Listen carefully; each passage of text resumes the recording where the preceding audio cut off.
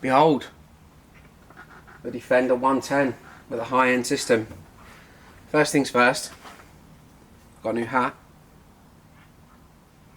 Secondly, let's take a look around this Defender while I explain what we've done.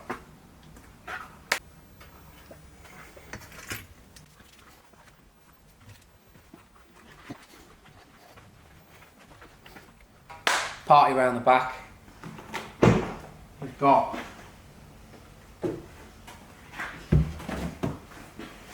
two focal Utopia 10-inch woofers in there. They're like 10.5 to 11, so both in a sealed common enclosure, being run from a Audio Control LC 1.1500. So yeah, decent power, sealed box, carpeted, sort of factory style carpeted enclosure, and loads of boot space left. As you can see, there's a sort of design, like a diamond design around the face of the box, and that's all tailored into the edges of the truck. So still usable, still rugged. You can get all of these sort of factory trim panels back in. No need for access underneath there. This is all bolted down because this is a hybrid. So the battery system and everything is underneath there, which presents a problem when it comes to installing amplifiers. A, you want them away from there, and B, there just isn't any space. The original design, we were going to bring these walls in slightly and put the amps on either side. It just would have taken it far past OEM looking, and it would have created a much smaller load area in the car. So we did this instead. We put our amplifiers underneath this OEM panel here. So when you remove this panel, there's a very tight amount of space, but as long as we've got 1.5 inches by whatever the span is, or the width of the truck, then we'll get something in there. So we fabricated 3mm steel plates across the floor, and then brackets out of 3mm bar for OEM mounting points.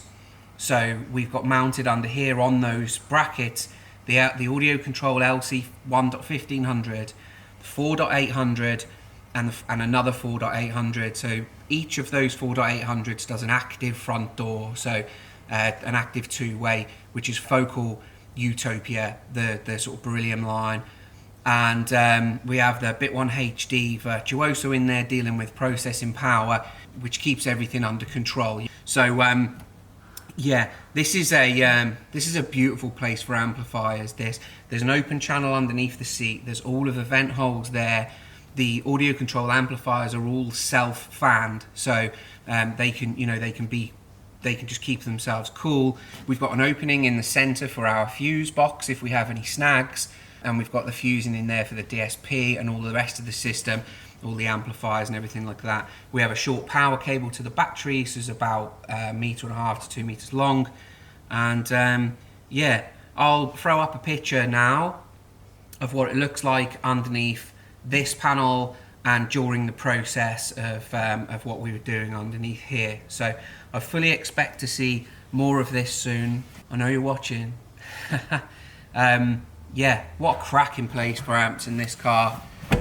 The 90, you can get tricky with the 90 as well. You can fit amplifiers in sort of hidey places there as well. You just have to be a little bit more sneaky with the 90. But there are places in there where there are huge expanses. We fitted 10-inch active subwoofers and amplifiers in there and stuff like that.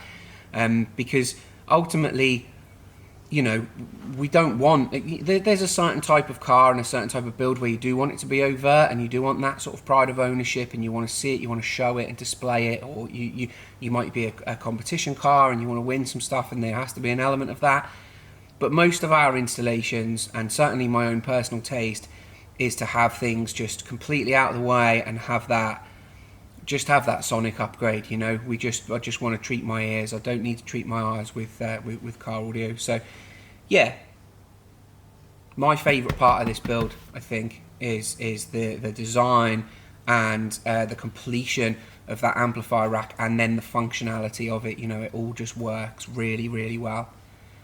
Let's take a look at the front end. Not much to see. There's a DRC in place, and the focal Utopia tweeters are on a build to get them a little bit more on axis. Now, they're not garish to look at, so they're quite a nice thing to see in front of you, subtle enough for them to not look, you know, completely obvious. So yeah, we've got the same in the back as well. Now, it's a Sonic thing. That's not an ego thing. We don't just want to build custom builds and trim them in Alcantara because we're flexing, because we can. We do that to get the tweeter at the forefront of the panel. We don't want it hidden away. We don't want it tucked away. We don't want any of that high frequency playback hitting anything before it hits our ears. You know, it's hard enough in a car's environment as it is. So yeah, I'll show you the rear doors and then I'll show you the front.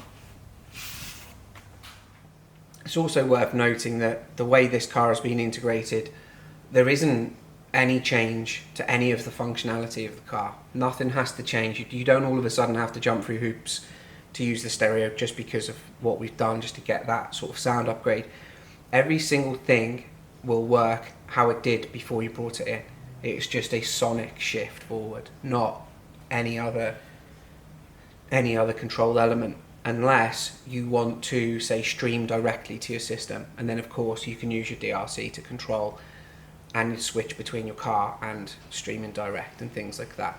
Okay, so that is one of the more common things that puts people off doing work like this in cars like this, is the change in functionality.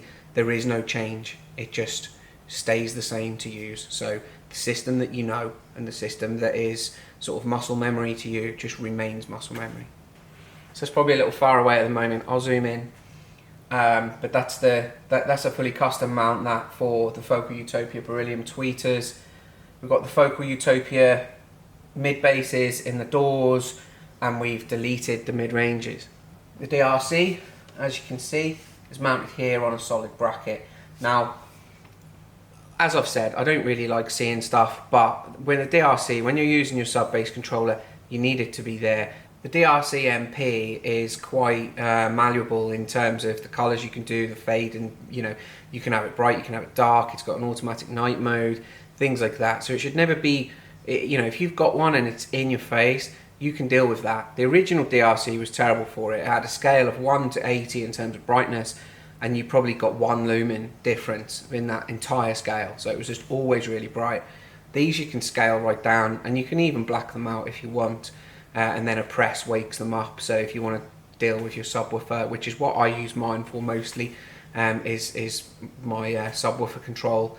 In fact, it's the only thing I use it for, unless I've got a secondary source, and then of course it becomes basically a preamplifier controller, so you can select a digital source or you can select your OEM source, and then from there, if you select a digital source, you can control the volume on the DRC and things like that. So very very cool pieces of kit to control the DSP.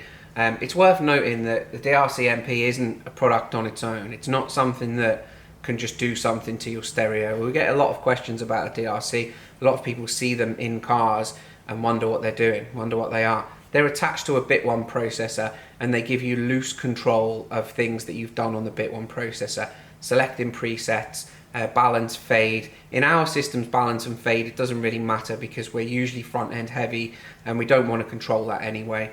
It gives you sub control, which is really important because it's a linear, just basically output voltage controlling sub-bass control. It's not got a Q factor, it's not, you know, at a particular frequency, at a particular voltage. It's not a normal bass controller. It is a linear output change rather than a specific frequency targeted sub-bass controller. So yeah, and that's what we use that for in here. It will just be bass basically.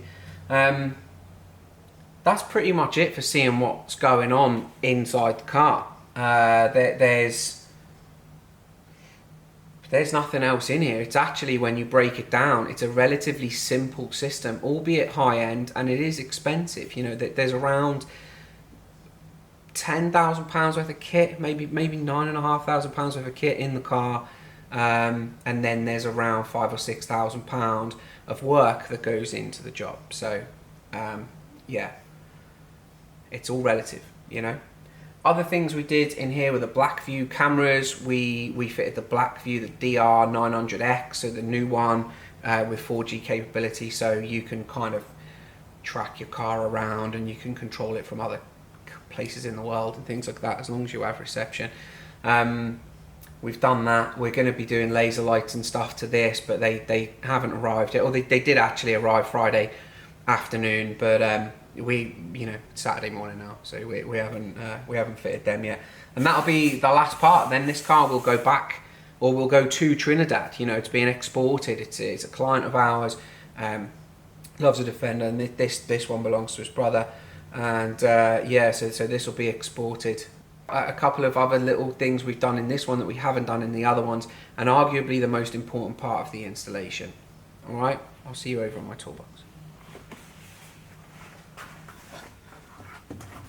So the main thing we've done to this one that we haven't done to any others before, because the tech just didn't exist when it first came out, or it did, but the public didn't really have access to it, which they still don't. I'm not really doing this justice, am I? Is we've removed, or we've had removed, the ANC feature and the active, the Simposed engine sound feature. I've discussed this in depth in a different video where I showed you certain products that come out of a non-Meridian spec Land Rover that were still had Meridian badges all over them and whatever. But just to touch on it briefly, ANC is active noise control. Manufacturers put a priority over the stereo. They put the priority on road noise, so they use the stereo to produce the same frequency that road noise is creating in the car, and then they flip that in terms of phase. Two frequencies playing at the same time create a phase inversion, which is, you know, a vastly reduced signal. So let's say 200-300 hertz signals hit each other, we're talking, you know, we get near on silence at that frequency. So they use the stereo to create less road noise because it's cheaper than fully lining out the car and making it a proper VIP built thing, you know. The second one, which I'm on the fence about. I mean, I wouldn't have it in any of my cars. I really don't get the need for it, but I do understand the need for, you know, with new age power and efficiency, there becomes a lack of soul, a lack of noise, a lack of sound. You know, there's nothing other than moving fast.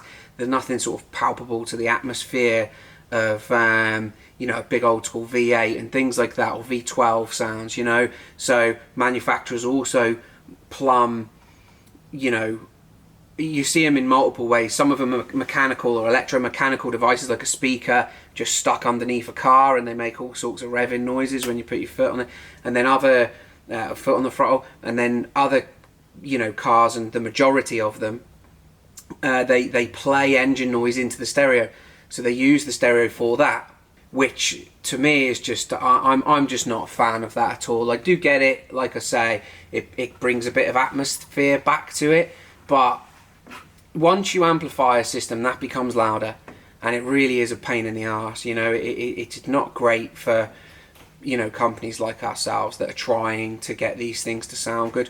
Also, what you need to consider is every single thing that the stereo does that isn't creating music is a negative for how well it can create music. Every single thing it does takes away from its ability to actually play music. Our guys, our clients, all of us here, we're all massively into music, and we're into sound. We are into tech, you know, as well, but music and sound is where it's at. So everything that can distract from that is bad here. We just don't like that. So we've had all of those things turned off, and the difference is just fantastic. You know, you just get a linear, non-interrupted sound. Of course, you still have to deal with Meridian and its dreadful sound in DSP, and you have to counteract that, which is what we've done. But you don't have to fight with forced engine noise on the system, and the worst thing of all, you don't have to fight with ANC. You don't have to fight with the stereo creating frequencies that the road is creating with the tyres and into the car, which is being listened to by microphones and then recreated on the stereo. There's nothing worse than that on a high fidelity car audio system. There's or even just a standard one. Just turning that off is a mod in its own. It's still going to sound rubbish, but it's not going to have all that nasty that I just described. So we've done that with this one, and it's a massive plus. All right, we can do it with everything moving forward. It's not cheap. It's about 600 quid to do, but it gets it done. All right. Yeah. Hopefully I've given you enough information. I try to be careful with the info that I give out, because I know a lot of professionals watch us, and we put a lot of effort into pioneering certain things, and we put a lot of effort into being the best. And sometimes I feel strange about just handing it over, but then other times, for our clients to commit, sometimes they need to see the ins and outs of what we do. So yeah, this is another serious system in a very serious Defender from the other side of the world, and I'm quite proud about that, that our reputation travels that far. So yeah, it's good stuff. If you've got one, I know it will sound rubbish, so you don't need to you don't need to tell me about that, but we can make it better. You don't have to go this far. This is one of a few. We probably do 6 to 10 a year that are this size or larger, but the majority of what we do sits in the sort of £2,000 to £5,000 bracket, and we can make upgrades at that point. All right, so just let us know, and yeah, get in touch. They seem very popular with us, the new Defender, and I think it's just because we do kind of cut the path for it, All right, I'm Carl. This is a 2022 Defender 110 with a wicked system, and this is Studio In-Car, where it all happens. All right, take it easy.